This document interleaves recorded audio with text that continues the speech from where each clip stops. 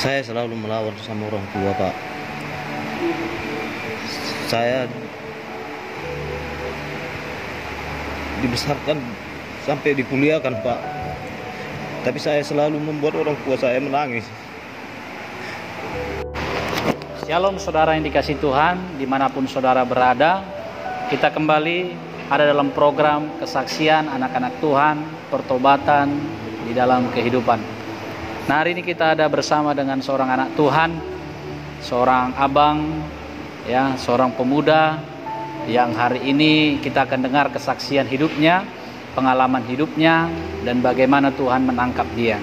Nah, langsung saja saudara, kita akan berbincang-bincang dengan abang ini. Baik, shalom bang. Salam. Ya. Nah, hari ini kita mau memberi kesaksian hidup, pengalaman hidup sehari-hari. Kalau boleh tahu, nama abang siapa? Baik, abang, hari ini kita akan mendengarkan kesaksian hidup abang. Kalau boleh tahu secara singkat, apa kasus abang? Narkoba, Pak. Narkoba. Ya, narkoba. Narkobanya bagaimana maksudnya? Sabu, Pak. Sabu. Abang Sabu. ditangkap pada saat bagaimana? Pada saat ikut mengantarkan. Ikut dalam pengantaran abang ikut. Iya, Pak. Baik. Abang konsumsi narkoba? 2014 ke bawah saya mengkonsumsi narkoba, Pak. Tapi setelah 2014 ke atas saya tidak mengkonsumsi lagi lah. Kenapa tidak mengkonsumsi lagi? Saat itu keinginan saya untuk tidak memakai narkoba sudah ada, Pak. Jadi 2014 saya sering merantau lah ke Pekanbaru, bekerja di perkebunan di PT ya. Jadi saya bisa meninggalkan sabu secara perlahan, Pak. Perlahan ya. Iya. 2015 tidak abang sentuh lagi itu. Masih sekali-sekali atau tidak sentuh sama sekali? Masih, Pak. Saya setiap tahunnya balik ke Medan, dari Pekanbaru balik ke Medan. Di Medan saya sekali memakai. Kalau balik ke Medan, memakai lagi. Memakai lagi. Sampai 2017. Sampai 2019 setiap tahunnya. Masih tahunnya, ada aja sekali-sekali. Sekali-sekali. Nah, penangkapan tahun 2019. Abang ini masih memakai sekali-sekali, tetapi akhirnya di tahun 2019 karena ikut dalam pengantaran. Iya. Apakah abang rutin mengantar narkoba? Tidak, baru kali itu, Pak. Ada teman yang datang kebetulan kita jualan konter, Pak, buka konter. Kebetulan mereka datang ke situ meminta saya untuk mencarikan apa narkoba. Mencarikan sabu. narkoba. Jadi saya bilang saya tidak ada lagi jaringan ke situ, bilang. Tapi mereka minta tolong. Jadi pas kebetulan ada orang di daerah situ, saya kenalkan mereka. Jadi saya kenalkan, mereka lah negosiasi di konter itu. Jadi setelah negosiasi cocok orang itu, diajaklah saya mengantar ke Amplas. Jadi sampai di Amplas ditangkap, Pak. Yang mau beli datang ke kantor, ke konter. Iya. Yang mau beli datang ke konter. Iya. Baru abang kenalkan dia sama Orang di situ. Orang di situ yang punya narkoba. Iya, ya. Orang itu datang ke konter juga. Pas kebetulan rumahnya dekat konter itu. Iya, datang juga ke konter. Iya, datang juga ke konter. Di situ juga selesai transaksi. Tidak, di konter itu batal. Batal. Jadi yang mau beli ini udah pulang ke Amplas. Baru Jadi dihubungi lagi sama si kawan ini. Disuruhlah ngantar ke Amplas. Jadi besoknya atau kapan? Sore itu juga, sekitar malam lah. Udah hari itu jam juga. 9, ya, hari itu juga. Disuruh antar ke Amplas. Iya. Jadi itulah jalannya kalian antar ke Amplas. Iya, Pak. Ikut pula abang. Ikut pula saya. Kenapa ikut? Di sinilah, Pak, saya merasa saat itu kalau saya tidak ikut nanti Dipikir kalau ada apa-apa saya dibilang kibus. Oh, jadi abang takut sama kawan abang itu? Sebenarnya bukan takut. Bukan, menjaga kawan abang itu menjaga. supaya jangan dipikir abang kibus. Iya. Jadi abang kawani dia. Saya kawani. Padahal yang membeli itu kibusnya, Yang membeli itu Pak. yang menjebak. Iya. Berarti dijebak ini abang? Iyalah Pak, dikondisikan. Dikondisikan oleh pembeli ini. Iya. Baik saudara, ini seorang abang ini, dia bukan pengedar ya. Bukan. Pada saat itu karena kebetulan ada mencari, dan inilah juga karena masih sekali-sekali memakai. Jadi selalu ada juga efek samping semua itu ya. Akhirnya dijebak oleh pembeli, Iya. diamplas. Iya. Di situ ditangkap. Di situ Baik, ditangkap. ini kisah daripada penangkapan. Berapa tahun divonis? 9 tahun 2 bulan. 9 tahun. Sudah berapa tahun menjalani hukuman? 1 tahun 6 bulan. Baik. Kasus narkoba. Iya. Baik, ini pengalaman ya. Walaupun tahun 2014 sebenarnya sudah stop, tapi masih sekali-sekali sampai 2019. Sekarang saya mau tanya ini ya, bagaimana dulu kehidupan rohani abang dulu di luar? Sama sekali saya jauh dari Tuhan Pak. Jauh dari Tuhan. Dulu ya? Iya Pak, 2014 ke bawah saya jauh dari Tuhan. Oke. Bisa dibilang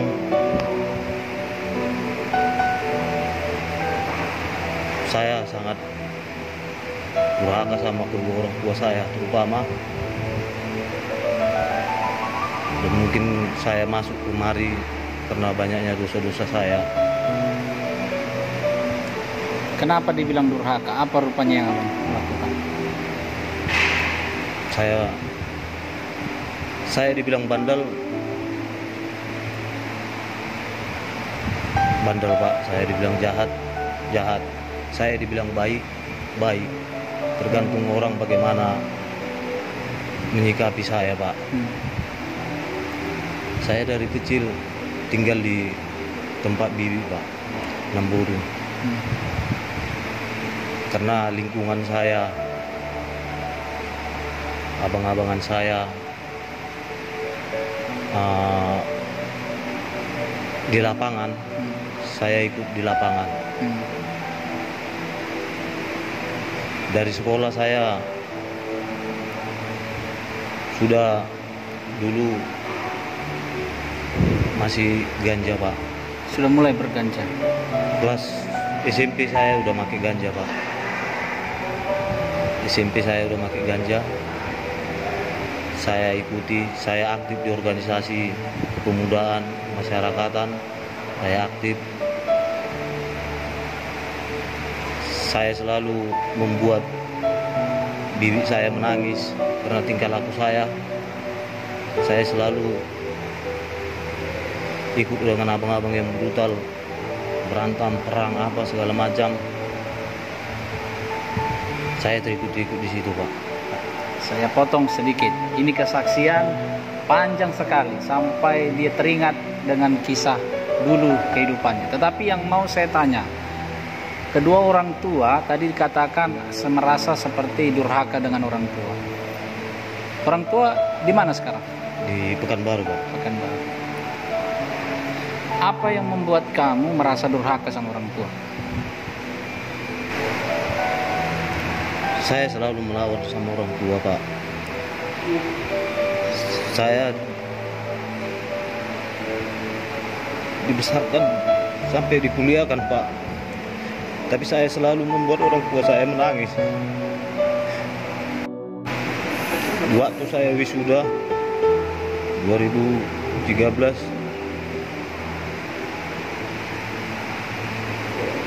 di hari wisuda saya membuat mama saya menangis, kecewa dengan omongan saya.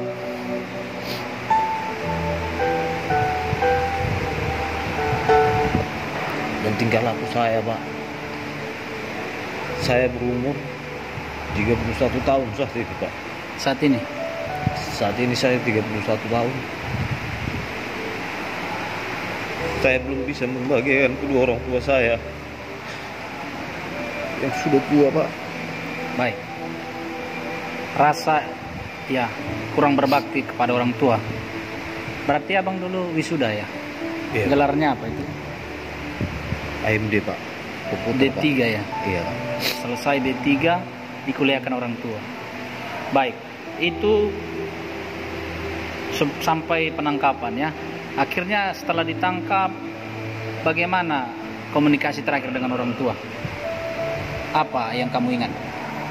Orang tua kasih pesan? Kalau orang tua Pak selalu berpesan sama saya, baik-baiklah kau nak, dimanapun kau berada. Selalu orang tua saya berpesan, karena dari kelas 4 SD saya tidak di depan mereka Pak. Sampai kelas 4 SD? Dari kelas 4 SD sampai saat ini saya hanya dari kelas 4 SD sampai sekarang paling pulang setahun. Oh, berarti lama di rumah Nomburu. Iya Pak. Berarti orang tua sekali-sekali ya. Tapi Iya. mereka terus mendukung. Baik, ini kisah ya sangat ya membuat kita terharu karena abang ini juga teringat akan bagaimana dia bersama orang tua dan dia belum sempat berbakti sampai umur 31, akhirnya kena tangkap polisi karena ulah. Tetapi dia sebenarnya juga dijebak, tetapi ya sekali-sekali masih memakai narkoba. Nah, ini hanya masa lalu ya saudara. Nah, sekarang saya mau rindu komunikasi dengan abang ini. Kita rindu bertanya, bagaimana setelah di lapas hampir kurang lebih menjalani hukuman setahun lebih, bagaimana perasaan abang ketika ada di lapas? Apa yang membuat abang saat ini berubah? Apakah abang masih